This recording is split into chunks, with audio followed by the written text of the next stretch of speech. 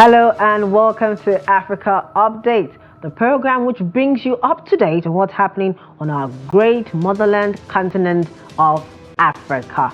There's so much more we have for you today. Don't go nowhere. We're going to be right back. Welcome back to Africa Update on Trust TV, and I'm your host, CHIAMAKA. Now, this week on the program, we'll be looking into African politics and democracy. Now, African politics and democracies are deeply shaped by a historical narrative of colonialism, resulting in diverse political landscapes. Post-independence, countries experimented with various forms of governance, from single-party states to military regimes, before transitioning to multi-party democracies in the late 20th century.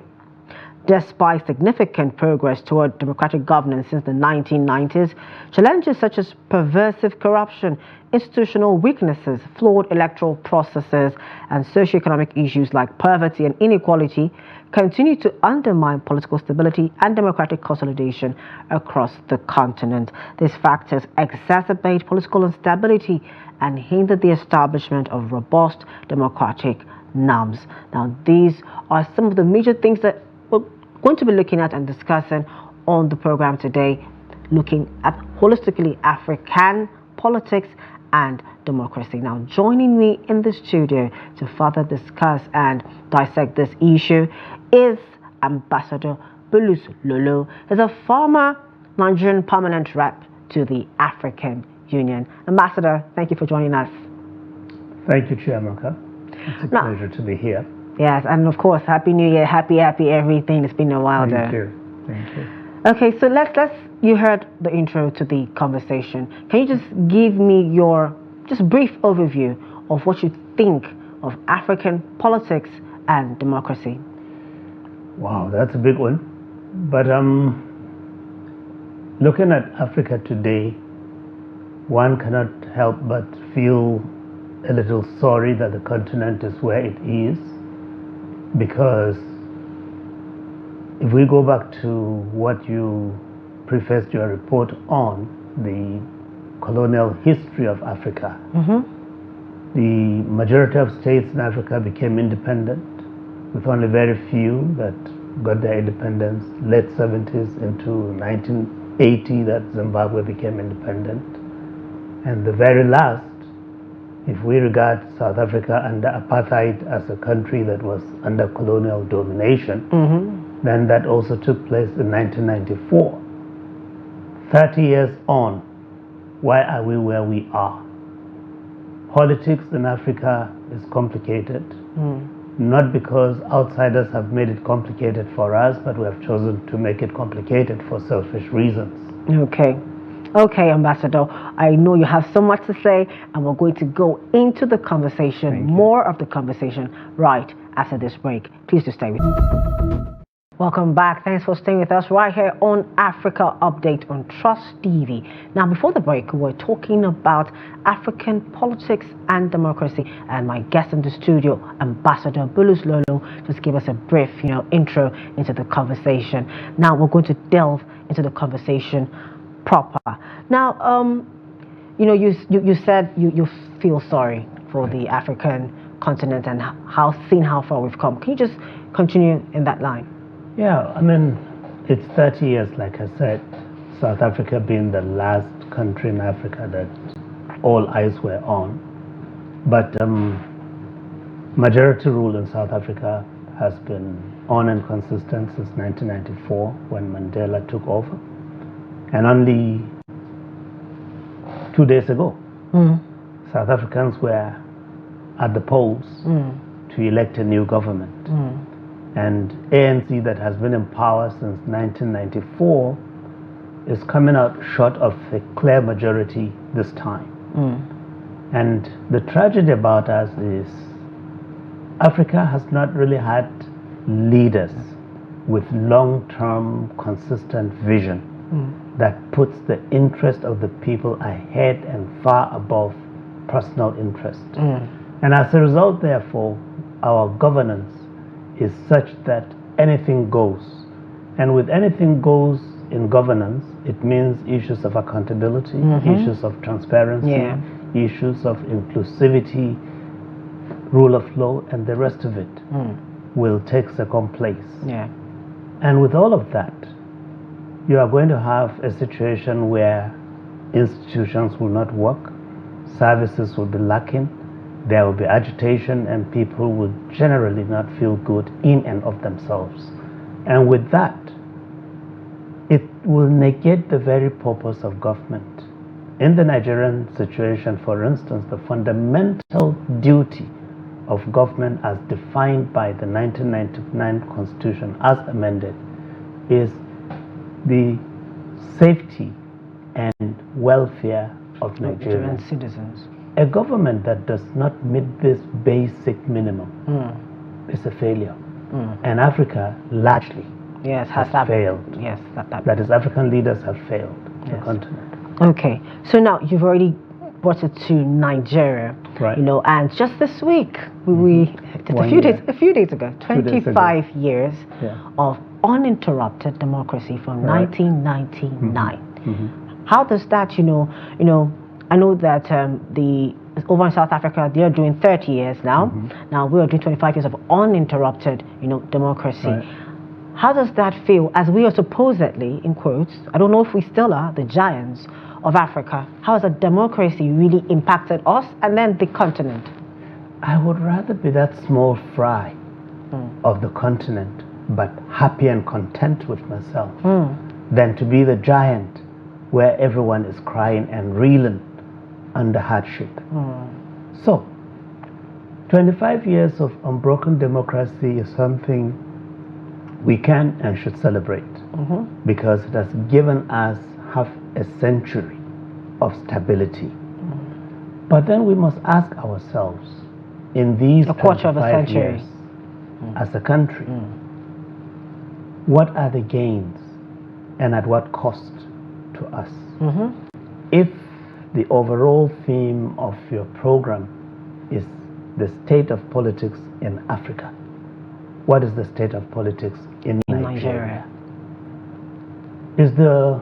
Are the people really involved in determining, exercising that franchise that is theirs to exercise in the choice of their leaders? Is the country in the right direction? And if no, who and what is responsible for that? Now, I feel good that we've had 25 years of civil rule. Feel good that we have seen two parties alternate in office. Really, two parties? Sure, we've seen the PDP and the APC. Okay. Different names. Some of the personalities are not necessarily new, so if that's what you're alluding to. But at least we have seen a party in government, and I doff my hat for President Jonathan, whose election, or rather defeat in 2015, was the only time that we have not had a litigation on the presidential election. Because Jonathan said his ambition is not worth the life of a single Nigerian, and he conceded, which is statesmanship. Are others ready to concede? When you conduct an election and you see patent manipulation in order to arrive at a predetermined outcome, our hearts must bleed. But I pray that we'll get it better as the years go by. And of course, President Tinubu is marking his second year in office. So he too came with a promise, renewing hope for the country. I hope that we will not have to renew hope after him. All right, now, so you've talked about this now, and so you've mentioned issues. What exactly is our biggest challenge facing democracy in Nigeria and, of course, Africa? Because, we are the biggest democracy. That's what we're being called. Yes, Nigeria is the biggest democracy, Botswana is the oldest democracy since 1966, and Senegal is the longest democracy in West Africa, although it seems like they were about to take a turn recently. So what do you think is affecting our biggest challenge for democracy in Nigeria and Africa? I wish I could really put it by way of single issue as being the biggest. Because we have multiple issues. Number one, I alluded not long ago to the issue of leadership. Yeah. And much as I don't want to pin everything on leadership, it centrally is on leadership and about leadership. So if we have the right leadership that is accountable, that is responsive and responsible, then a lot of things will not happen. With a good leader who is committed to the tenets of democracy, believing and acknowledging that power rests with the people and that it is the will of the people at all times that should matter, then necessarily followership will be in line. But you are dealing with money politics in Nigeria. You are dealing with crude force, and anything really goes in the choice of candidates, in the manner in which contests are run, and at the end of the day too, when the results are coming out, you do see instances where your heart bleeds because you wonder why such outcomes will be. Okay, so now we have, in our last election here in Nigeria, I do not know if this translates to the global, to the continent as a whole, but we played a lot of identity politics in this last election, and how has this, the implications of this and ethnic nationalism affecting democracy in the continent? I wish you would elaborate on what you mean by identity politics. Well, but my assumption is there are a number of things that you can identify people with. Sadly, for me, religion comes out in the fore when it comes to our politics in this country. Yeah, but the last one was mostly tribal. What do you mean tribal? Yoruba, Igbo, Hausa. No. Look at the center. Look at the center. You see, those are peripheral issues. Because when you take out religion in this country, you discover that ethnicity comes second or third. Why is it that people of the same faith sometimes, of the same ethnicity, are discriminated against because of your religion? But I agree with you that there is the issue of ethnic and linguistic identity. But all those, on balance, I don't see a single identity winning an election without collaboration and support from the others. So whether you take 100% of Igbo, Hausa, Yoruba, I'm Ham, right? If you bring all my votes from my state, it will amount to nothing because we need others in order to meet the threshold. And it is that threshold now that we must work towards, to see that in all that we do, people in government, people in power are accountable. If you do well, you will be supported. But if you do wrong, you must face the wrath of the people at the ballot box. Okay. So now, last week on the program, we were talking about something. And I know it came up, the idea or the issue of interference. Yes. So DR Congo, the coup, and this interference from America, CIA. And it seems like, we have that. Like now, in our 2023 elections, we saw our candidates going to Chatham House to go and plead their case. And I was wondering, is Chatham House going to vote for you? Well, so what? Because that's it. CHIAMAKA, you are really going into some of our challenges. I don't blame any candidate who feels that going to Chatham House will boost their chances. But I feel sorry for us who will go to the ballot boxes to cast our votes, to pay attention to what happens at Chatham House rather than pinning our candidates down at home, asking them the tough questions. Yes, it didn't begin here, but a culture has emerged where candidates square off in debates, which is fine. But then what happens after those debates? You see someone who cannot really articulate their vision. Coming out because they are money bags, because they can also amass that critical support of thugs going ahead to win an election under circumstances that are not only dubious but are scandalous. So an INEC is something we shouldn't put in order. And others, like our security agents, we must not allow them to behave any which way. They must be more professional. So by and large... Yes, you brought that in. We see that happen all the time, right. Not just in Nigeria. The supposed influence of security agents in election. Still going to that question because, you know, of I think it's neo-colonialism, we're going to call it now. It seems like we have not left our colonizers. We're still pandering to them. We're still going to them. And we see that's the reason why some countries want to now form the Sahel states. That's the Burkina Faso, Mali, Niger, were thinking of that. You know, even Senegal was thinking of it as well. But you know, now it seems that President Faye is the one going around trying to bring them back to ECOWAS. These countries, their exit, what does this portend for our supposed democracy and, you know, politics? And do you actually think that they have a point when they say that these ECOWAS or all these other communities are an extension of Western influence? Well, let's grant that ECOWAS is an extension of Western influence.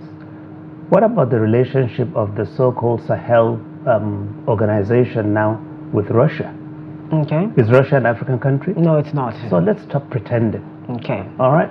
But the real thing here is, let us put people at the center of our actions. Pay attention to humanity and know that tomorrow you'll be held accountable. Stop manipulating the Constitution. Stop using the barrel of the gun to shoot your way to the presidency. And when in the presidency, stop insisting, as I have just said, that the man in Burkina Faso has given himself a 60-month extension, which is 5 years. 5 solid years. There will be no elections. He will remain in charge. He will do pretty much without the parliament.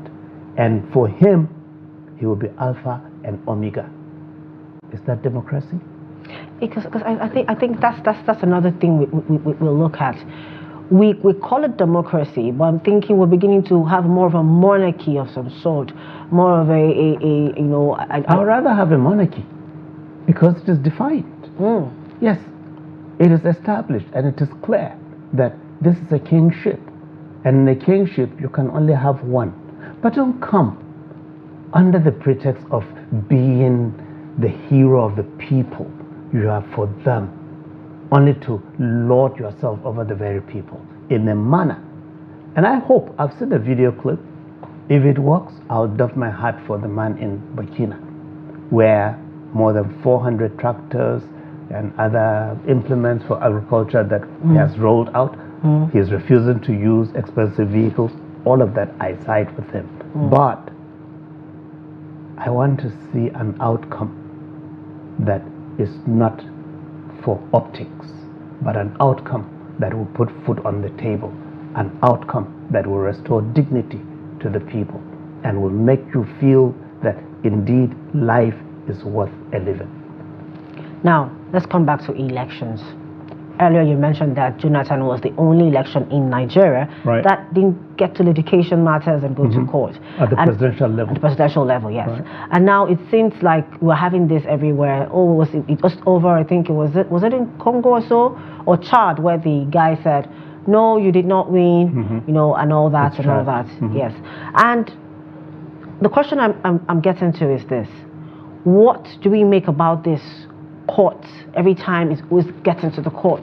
What does that spell for us, our democracy and our politics? And does it mean that the people actually don't know what they're doing? Are we saying that those votes are not genuine, they don't count? Okay, I'll take you back a little bit. The view I'll express may not be popular. Okay. Some people also may see it, quote unquote, as undemocratic. But we once had, thanks to President Ibrahim Babangida, an option A4, in which You line up behind your party and candidate, and they will see who is behind you. You count the number of people. There's no, during option A4, who would go to any tribunal to do what? Is it that when I stand behind my candidate, I'll suddenly disappear? No. But that wouldn't help for those who have to collect what they have to collect and then go and vote what they want to vote. After all, what you collect is your own money. Okay. You're already collecting what belongs to you. Okay. Because most of the money that is spent during election is not money that people have earned genuinely. So, if you take back what belongs to you, who owes you? But your vote must not for any reason be a commodity to sell, other than it is the interest that you are pursuing, your investment in that leader who will deliver the goods that you so much need, and a leader that tomorrow, if you tell him or her, listen, I gave you the mandate to represent me, you have not delivered what I want, I don't want you to continue to represent me. Is that the case today? No. People are forcing themselves by hook or crook to remain in office. Bringing me to my next question now. Right. Term limits and succession. Now, way back, first Democratic president after, Abacha's death and Abdulsalam Abubakar, that is President Olusegun Obasanjo. Right. We heard the rumors, I don't know how true they were, but he tried to get a third term. And you just said earlier that Burkina Faso has extended himself. Another person has tried to change the parliament. What's with this, I entered, I'm not going to leave thing that's happening? It's like a wave. I don't know what it is, but there's something about power that intoxicates. And power in itself, corrupts. Whereby then you are the number one citizen. I mean, imagine the type of protocol that goes with our leaders. All right? Everything ends at your desk. And overnight, you wake up and all of that is gone. I mean, it takes humility to really bring yourself from up there and overnight you're an ordinary citizen. 2 days ago, I saw a clip of a former Iranian president, Ahmadinejad, herding cattle and sheep in the bush. Reported to have rejected the official car that was given to him on retirement, refusing to live in the residence that was given to him, and saying that, look, he's an ordinary man. Unless our leaders learn to see their ordinariness, but believe that the life they have lived in the mansions that are official residences for them will be their lifestyle forever, then so long as you would see somebody at the doorstep wanting to be like him, and once you get in, you would not want to leave. Macky Sall, that just left Senegal, was an opposition politician who fought against Abdoulaye Wade, and he drove Wade from office, but he almost left the office too in disgrace. I hope Faye will not go the same route. Okay, it's been a very wonderful conversation, and I have more questions, but time will not permit us to go more and more into the conversation. But just before we go, I need you to just, in less than 15 seconds, what do you see happening in South Africa? It's too close to call, but ANC is already short of a majority. I don't know the coalition, but I believe it may be a coalition government that ANC will have to form, but will make concessions to the party that they will form the coalition with. It means I didn't think Zuma had this clout to generate this, and I'm a bit surprised at what I'm saying in South Africa. Well, that's Africa for you. Oh, well, it's been a very exciting conversation with Ambassador BULUS Lulu discussing African politics and democracy. Now, when we come back from the break, we'll actually go to South Africa to see what's happening. Just stay with us. Now, South Africa elections. Ballot counting is underway in South Africa after a nationwide poll that's been described as the most important in 30 years. Reason being that the governing African National Congress could lose the overall majority for the first time. although the polls officially closed at 9 p.m. on Wednesday, many people were still in line to vote. Election officials are predicting a higher voter turnout than in 2019. Kate Bartlett of the Voice of America spoke to voters in two very different areas of Johannesburg about why they turned out to cast their ballots. Lines of voters waited for their turn to exercise their democratic right at this polling station in Alexandra, a high-density township in Johannesburg. 62-year-old grandmother Dora Sekobela vividly recalled her elation during 1994 elections, the first ones in which blacks could vote. I voted for the first time, I was so proud. You know what, I couldn't forget it that day. Those elections ushered in the end of apartheid and brought Nelson Mandela and his African National Congress, ANC party, to power.